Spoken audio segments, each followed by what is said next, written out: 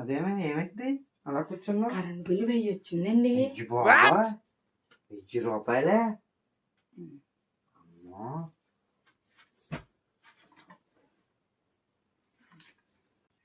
Oh my God. సర్లేండి, నాకు నిద్ర వస్తుంది, వెళ్ళిపోయి పడుకుంటాను. ఓకే.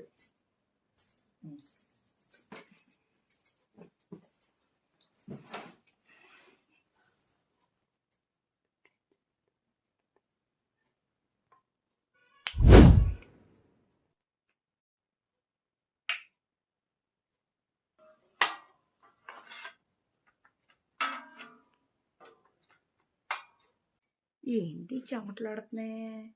ఫ్యాన్ తిరగట్లేదు. ఏంటండి, ఏం చేస్తున్నారండి? కరెంట్ బిల్లు ఎక్కువ వచ్చిందని ఆదా చేస్తున్నా.